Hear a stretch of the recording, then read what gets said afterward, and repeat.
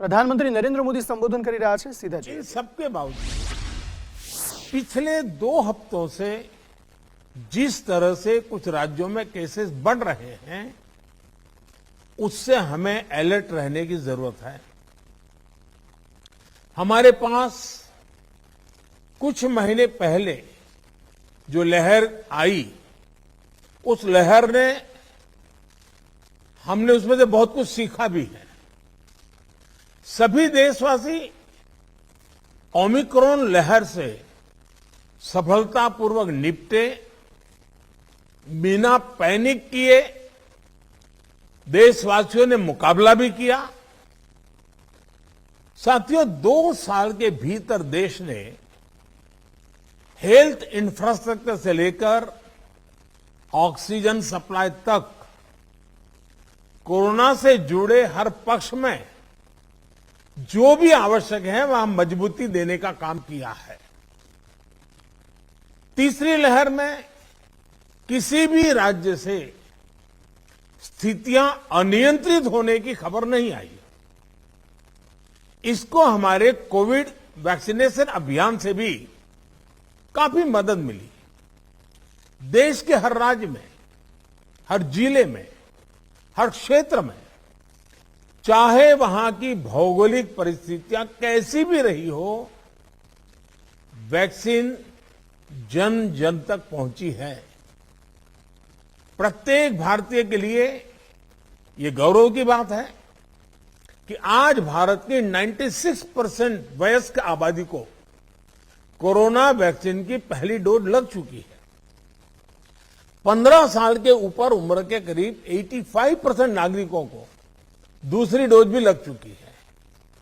साथियों, आप भी समझते हैं और दुनिया के ज्यादातर एक्सपर्ट्स का निष्कर्ष यही है कि कोरोना से बचाव के लिए वैक्सीन सबसे बड़ा कवच है।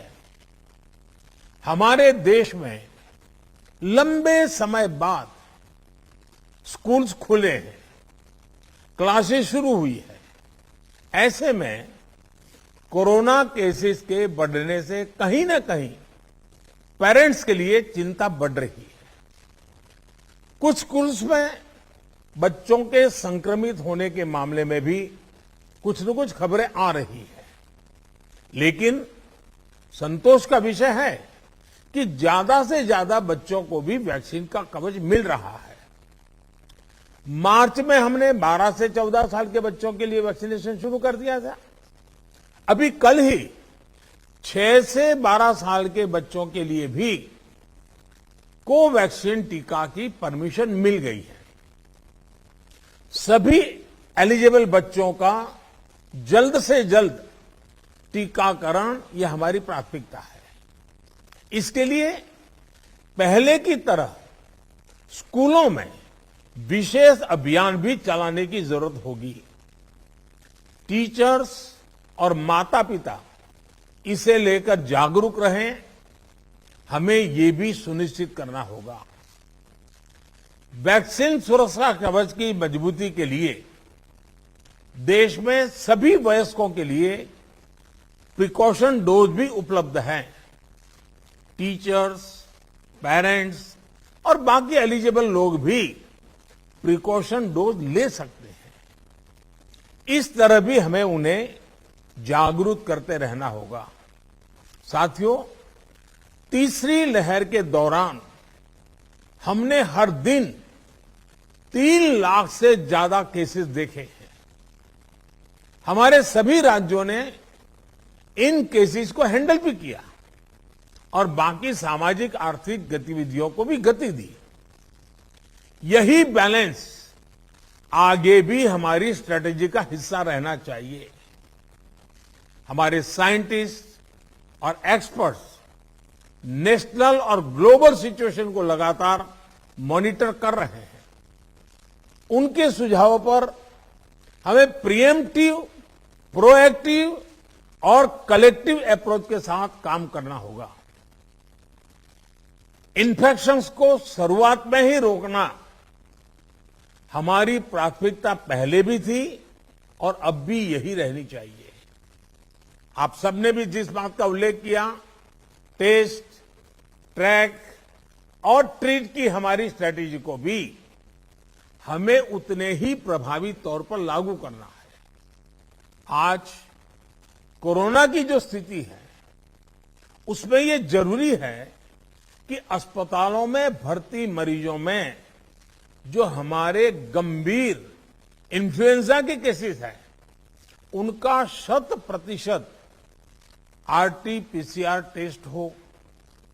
इसमें जो भी पॉजिटिव आते हैं उनका सैंपल जीनोम सीक्वेंसिंग के लिए जरूर भेजें।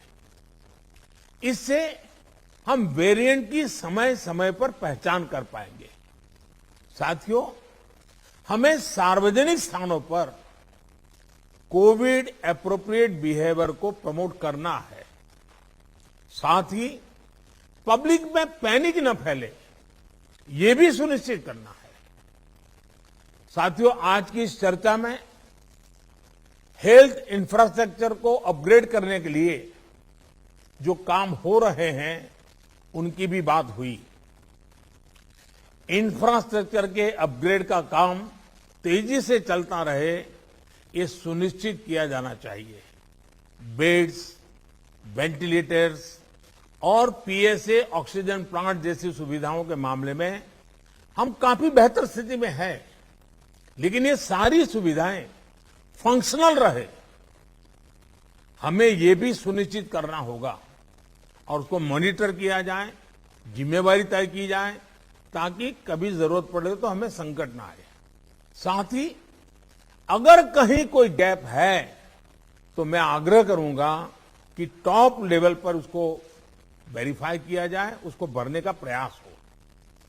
मेडिकल कॉलेजेस, जिला अस्पताल, इन सब में हमें अपने मेडिकल इंफ्रास्ट्रक्चर को भी स्केल अप करना है और मैन पावर को भी स्केल अप करना है। मुझे विश्वास है आपसी सहयोग और संवाद से हम लगा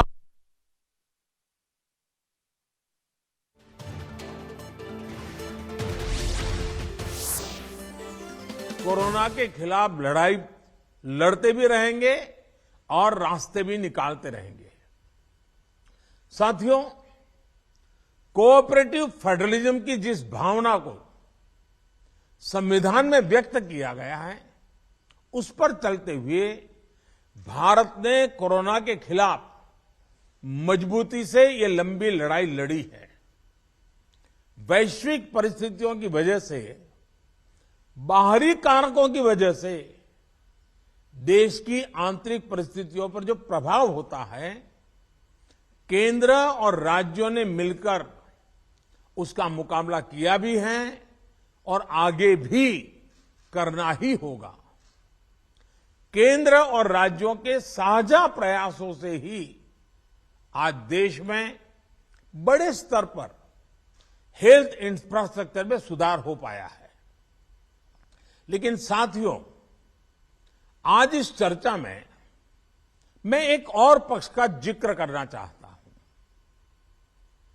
आज की वैश्विक परिस्थितियों में भारत की अर्थव्यवस्था की मजबूती के लिए आर्थिक निर्णयों में केंद्र और राज्य सरकारों का तालमेल, उनके बीच सामंजस्य पहले से अधिक आवश्यक है। आप सभी इस बात से परिचित है कि जो युद्ध की परिस्थिति पैदा हुई है और जिस प्रकार से सप्लाई चेन प्रभावित हुई है, और ऐसे माहौल में दिनों दिन चुनौतियां बढ़ती जा रही हैं। ये संकट, वैश्विक संकट, अनेक चुनौतियां लेकर के आ रहा है। ऐसे संकट के समय में केंद्र और राज्यों के बीच तालमेल को, कोऑपरेटिव फेडरलिज्म की भावना को और बढ़ाना अनिवार्य हो गया है। अब मैं एक छोटा सा उदाहरण देता हूं। जैसे पेट्रोल डीजल की कीमतों का एक विषय हम सबके सामने है। देशवासियों पर पेट्रोल डीजल की बढ़ती कीमत का बोझ कम करने के लिए केंद्र सरकार ने एक्साइज ड्यूटी में कमी की थी। पिछले नवंबर महीने में कम की थी। केंद्र सरकार ने राज्यों से भी आग्रह किया था कि वो अपने यहां टैक्स कम करे और ये बेनिफिट नागरिकों को ट्रांसफर करे। इसके बाद कुछ राज्यों ने तो भारत सरकार की इस भावना के अनुरूप यहां टैक्स कम कर दिया, लेकिन कुछ राज्यों द्वारा अपने राज्य के लोगों को इसका कोई लाभ नहीं दिया गया। इस वजह से पेट्रोल डीजल की कीमतें इन राज्यों में अब भी दूसरों के मुकाबले कहीं ज्यादा है। ये एक तरह से इन राज्यों के लोगों के साथ अन्याय तो है ही, साथ ही पड़ोसी राज्यों को भी नुकसान पहुंचाता है। स्वाभाविक है कि जो राज्य टैक्स में कटौती करते हैं उन्हें राजस्व की हानि होती है। जैसे अगर कर्नाटका ने टैक्स में कटौती नहीं की होती तो उसे इन 6 महीनों में 5,000 करोड़ रुपए से ज्यादा का राजस्व मिलता। गुजरात ने भी टैक्स कम नहीं किया होता तो उसे भी 3,500-4 हजार करोड़ रुपए से ज्यादा का राजस्व और मिलता। लेकिन ऐसे कुछ राज्यों ने अपने नागरिकों की भलाई के लिए, अपने नागरिकों को तकलीफ न हो इसलिए अपने वेट में, टैक्स में कमी की पॉजिटिव कदम उठाए। वहीं गुजरात और कर्नाटक के पड़ोसी राज्य ने टैक्स में कमी न करके इन 6 महीनों में 3,500 करोड़ रुपए से लेकर के 5-5.5 हजार करोड़ रुपए तक अतिरिक्त राजस्व कमा लिया। जैसा हम जानते हैं कि पिछले साल नवंबर महीने में वैट कम करने की बात की थी, सबको मैंने प्रार्थना की थी, लेकिन कई राज्य, मैं यहां किसी की आलोचना नहीं कर रहा हूं, मैं सिर्फ आपसे प्रार्थना कर रहा हूं, आपके राज्य के नागरिकों की भलाई के लिए प्रार्थना कर रहा हूं। अब जैसे उस समय 6 महीने पहले कुछ राज्यों ने बात को माना, कुछ राज्यों ने नहीं माना।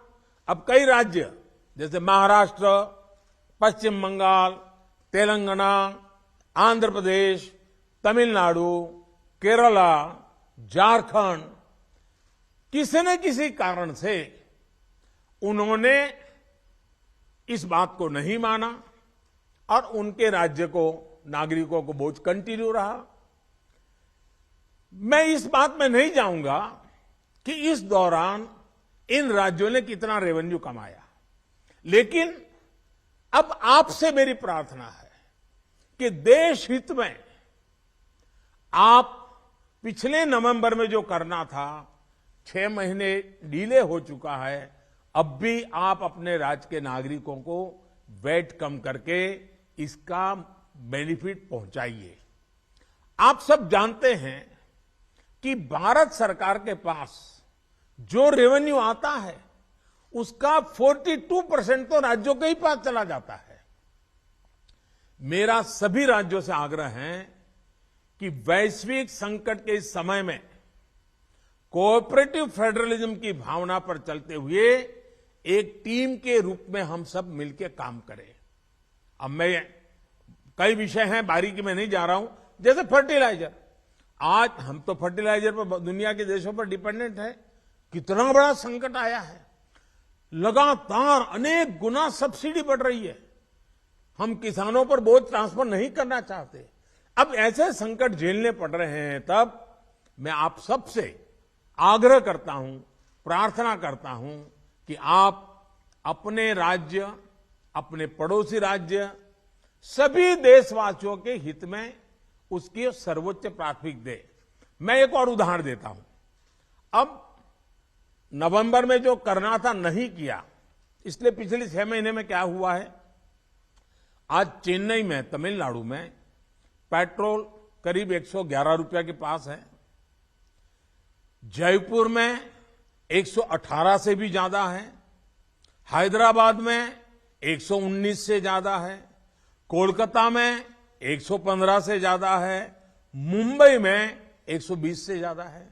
और जिन्होंने कटौती की, मुंबई के ही बगल में दीव दमन में 102 रुपया है। मुंबई में 120, बगल में दीव दमन में 102 रुपया। अब कोलकाता में 115, लखनऊ में 105, हैदराबाद में 120 करीब करीब, जम्मू में 106, जयपुर में 118, गुवाहाटी में 105, गुड़गांव में 105 है, देहरादून छोटा राज्य हमारा उत्तराखंड 103 रुपया है। मैं आपसे आग्रह करता हूं कि आप 6 महीने भले जो कुछ भी आपका रेवेन्यू बढ़ा आपके राज्य के काम आएगा, लेकिन अब पूरे देश में आप सहयोग कीजिए, ये मेरी आपको विशेष प्रार्थना है। आज साथियों, एक विषय और जिस पर भी मैं अपनी बात आज कहना चाहता हूं। देश में गर्मी तेजी से बढ़ रही है और समय से पहले बहुत गर्मी बढ़ रही है, और ऐसे समय में हम अलग अलग स्थानों पर आग की बढ़ती हुई घटनाएं भी देख रहे हैं। जंगलों में, महत्वपूर्ण इमारतों में, अस्पतालों में आग की कई घटनाएं बीते कुछ दिनों में हुई है। हम सबको याद है वो दिन कितने पीड़ादायक थे जब पिछले साल कई हॉस्पिटलों में आग लगी, और वो बड़ी दर्दनाक स्थिति थी। बहुत मुश्किल समय था वो। अनेक लोगों को इन हादसों में अपनी जान गंवानी पड़ी थी। इसलिए मेरे सभी राज्यों से आग्रह है कि अभी से हम विशेषकर हॉस्पिटलों का सेफ्टी ऑडिट करवाएं, सुरक्षा के इंतजाम पुख्ता करें और प्राथमिकता के आधार पर करें। ऐसी घटनाओं से हम बच सके, ऐसी घटनाएं कम से कम हो, हमारा रिस्पांस टाइम भी कम से कम हो, जान माल की हानि ना हो, इसके लिए भी मैं आपको आग्रह करूंगा कि आप अपनी टीम को विशेष रूप से इस काम पर लगाइए और बिल्कुल मॉनिटरिंग कीजिए, ताकि देश में कहीं हादसा न हो, हमारे निर्दोष नागरिकों को जान न गंवानी पड़े।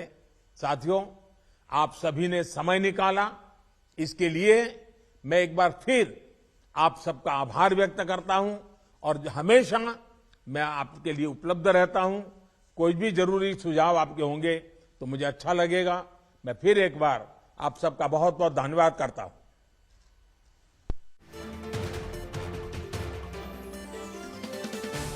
પ્રધાનમંત્રી નરેન્દ્ર મોદીએ તમામ રાજ્યોના મુખ્યમંત્રીઓ સાથે મહત્વપૂર્ણ વિડીયો કોન્ફરન્સિંગ થકી બેઠક કરી કોરોનાના કેસો જે કેટલાક રાજ્યોમાં વધી રહ્યા છે તેમાં તે અંગે પ્રધાનમંત્રી નરેન્દ્ર મોદીએ ચિંતા વ્યક્ત કરી, સાથે જ બાળકોની રસીકરણ અંગે પણ પ્રધાનમંત્રી નરેન્દ્ર મોદીએ મહત્વપૂર્ણ વાતો કરી।